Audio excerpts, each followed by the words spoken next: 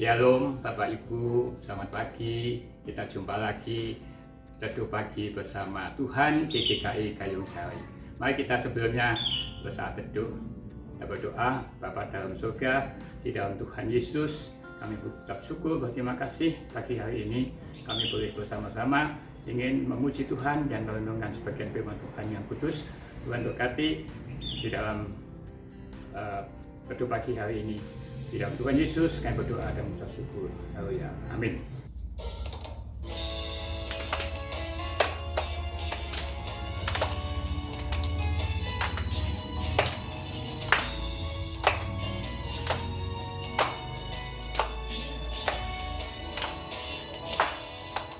Dunia boleh katakan tak berarti. Dunia boleh katakanku bukan siapa-siapa, tapi ku hanya dengar apa kata Yesus. Dia katakan ku istimewa, ku istimewa, karena aku miliknya. Ku istimewa, berharga di matanya. Ku istimewa, Yesus mengasihiku. Dia lahir dalam hatiku dan jadikanku istimewa.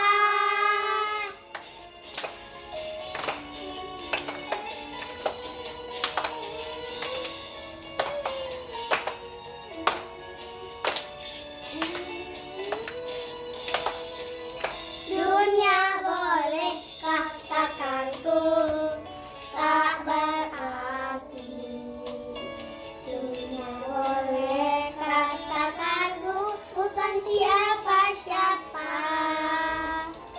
tapi ku hanya dengar apa kata Yesus. Dia katakan ku istimewa, ku istimewa, karena aku miliknya.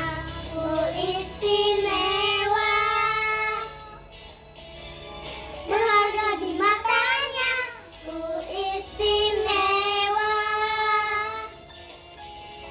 Yesus mengasihiku. Dia lahir dalam hatiku dan jadikanku istimewa, istimewa.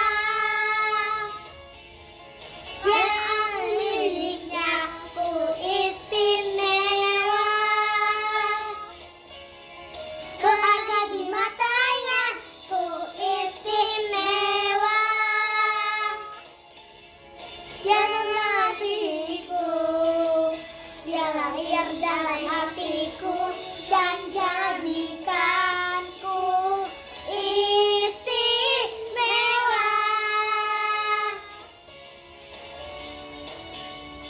istimewa. Mari kita membaca firman Tuhan. Kita ambil Efesus pasal 3 ayat 14 sampai 21. Kita ambil ayat mas saja. Di ayat 16 yaitu aku berdoa supaya ia menurut kekayaan kemuliaannya menguatkan dan meneguhkan kamu oleh rohnya di dalam batinmu. Mari kita renungkan firman Tuhan pagi ini dengan tema sehat dan kuat rohani. Ayat mas tadi diambil di ayat 16 yaitu aku berdoa supaya ia menurut kekayaan kemuliaannya menguatkan dan meneguhkan kamu oleh rohnya di dalam batinmu. Banyak cara yang ditempuh orang untuk menjaga tubuhnya agar tetap sehat dan prima. Di antaranya melalui olahraga. Ada yang hanya jogging dengan mengitari taman di sekitar komplek rumahnya, bermain tenis, bulu tangkis, pingpong, berenang, gowes, bersepeda, dan juga berfitness ria di tempat-tempat kebugaran. Plus mengkonsumsi makanan yang bergizi dan vitamin. Sedihnya, banyak orang begitu berkonsentrasi untuk menjaga kesehatan jasmaninya, namun mengabaikan kesehatan rohaninya. Memang secara jasmani mereka terlihat sehat dan kuat, tetapi secara rohani belum tentu mereka sehat. Dalam 1 Timotius 4 ayat 7b sampai 8b, itulah sebabnya firman Tuhan menasihati, latihlah dirimu beribadah. Latihan badani terbatas gunanya, tetapi ibadah itu berguna dalam segala hal karena mengandung janji, baik untuk hidup ini maupun untuk hidup yang akan datang. Ya. Ditegaskan bahwa latihan badani itu terbatas gunanya. Ada hal yang lebih penting yang harus kita belajar, yang kita kejar, yaitu sehat rohani. Adapun latihan yang harus kita lakukan guna menjaga kesehatan tubuh rohani kita adalah ibadah. Dikatakan di dalam Ibrani 10:25, karena itu ya, janganlah kita menjauhkan diri dari pertemuan ibadah kita seperti dibiasakan oleh beberapa orang, tetapi marilah kita saling menasihati dan semakin giat melakukannya menjelang hari Tuhan yang mendekat. Jadi latihan ibadah badani ini meliputi 2, pujian dan penyembahan, merenungkan firman Tuhan dan juga pelayanan. Doa adalah napas hidup orang percaya. Tanpa doa kita akan mati rohani. Kepada jemaat di Tesalonika, Rasul Paulus menasihati di dalam 1 Tesalonika pasal 5 ayat 17, yaitu tetaplah berdoa.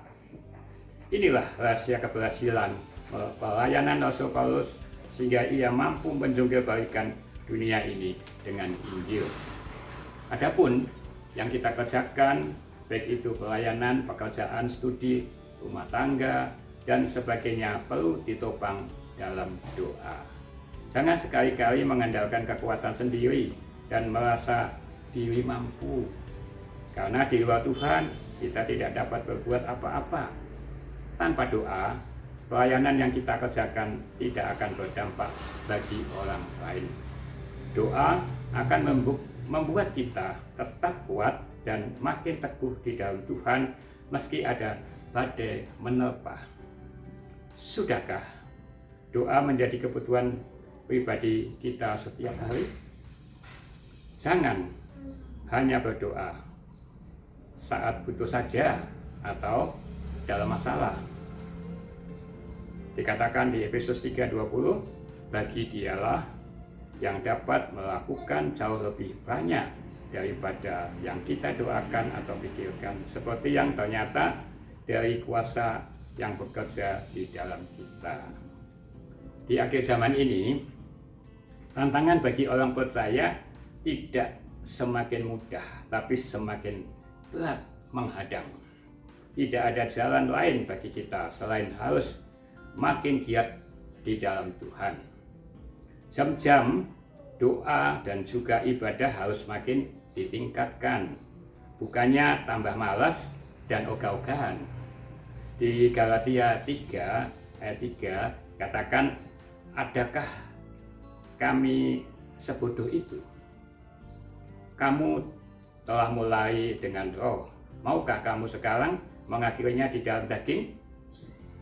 Ya, kita yang sudah terlibat di dalam pelayanan harus semakin konsisten di dalam mengerjakan panggilan Tuhan. Jangan hanya karena masalah lalu kita menjadi undur. Karena seberat apapun ujian yang harus kita lewati, kita pasti mampu melewatinya bersama Tuhan.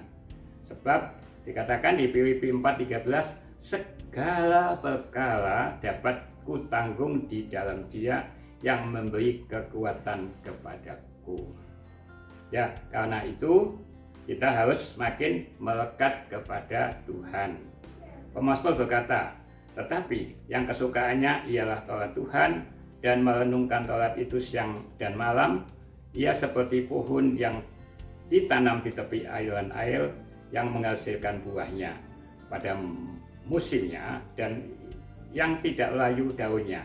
Apa saja yang diperbuatnya berhasil. Itu Mazmur 1 ayat 2 dan 3. Ya, semakin melekat kepada Tuhan, kita akan semakin memahami betapa lebarnya dan panjangnya dan tingginya dan dalamnya kasih Kristus. Di Efesus 3:18.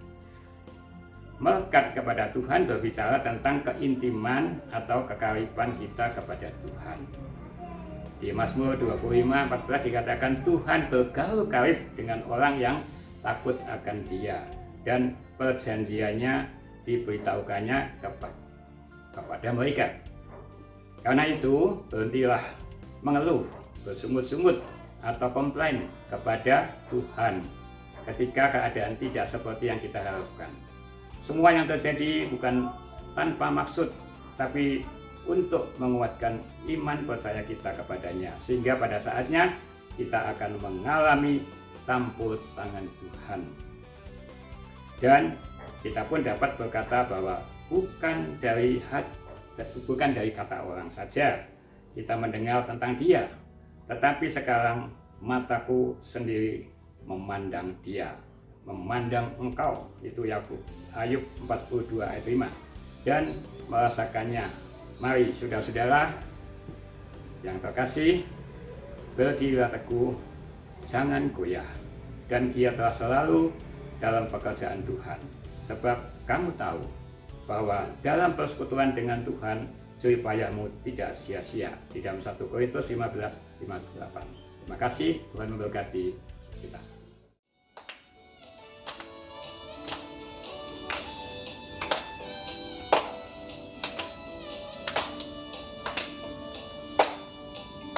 Aku senang jadi anak Tuhan. Aku senang jadi anak Tuhan. Aku senang jadi anak Tuhan. Anak Tuhan tak boleh bohong.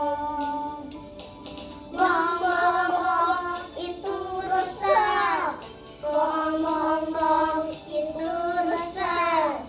Bohong, bohong, bohong, itu rusak. Anak Tuhan tak boleh bohong. Aku senang jadi anak Tuhan. Aku senang jadi anak Tuhan. Aku senang jadi anak Tuhan. Anak Tuhan tak boleh bohong. Bohong, bohong, bohong, itu rusak. Bohong, bohong, bohong, itu rusak. Bohong, bohong, bohong, itu rusak. Anak Tuhan tak boleh bohong. Bohong, bohong, bohong, itu rusak. Bohong, bohong, bohong, itu rusak. Bohong, bohong, bohong, itu rusak. Anak Tuhan tak boleh bohong.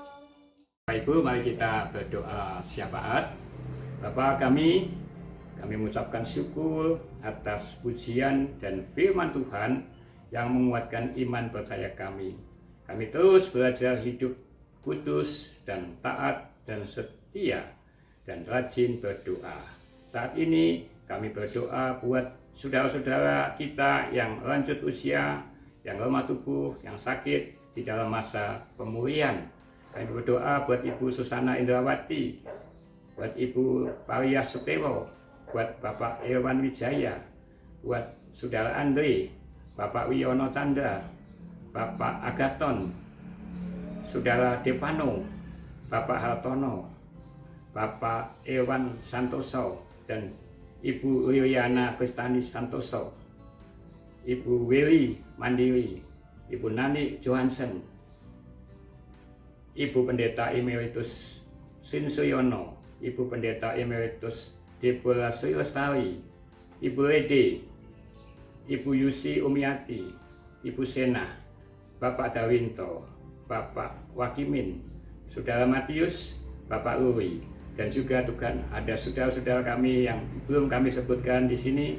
Tuhan mengetahui dan kami percaya Tuhan akan menjamah, Tuhan akan memberikan yang terbaik, ketekunan, kesehatan kepada mereka dan untuk tetap berharap kepada Tuhan. Kami percaya bahwa kuasa Tuhan tidak pernah berubah dari dulu, sekarang, dan selamanya. Tuhan akan memberkati dan memberi kesembuhan yang sempurna. Mari kita berdoa juga buat Bapak Pendeta, para penatua, komisi-komisi, para aktivis, jemaat, dan simpatisan di dalam pelayanan di GKI Gayung Sari. Kita berdoa buat seluruh program kegiatan dan ibadah tahun 2022 ini di GKI Gayung Sari.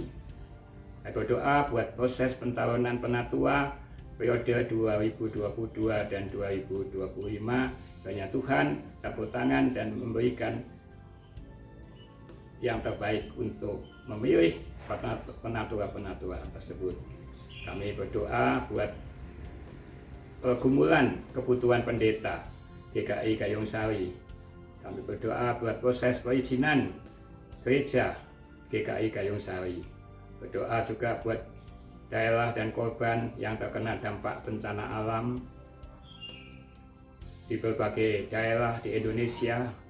Berdoa buat pemerintah di dalam menangani pandemi virus corona, masyarakat sekitar gereja Kota Surabaya, bangsa dan negara Indonesia, dari Bapak Presiden sampai dengan menteri-menteri dan sampai tingkat RT RW. Tuhan berkati semua, penuh hikmat Tuhan dan takut akan Tuhan. Demikian Tuhan permohonan doa kami. Tuhan Yesus kiranya mengabulkan dan ampuni dosa salah kami.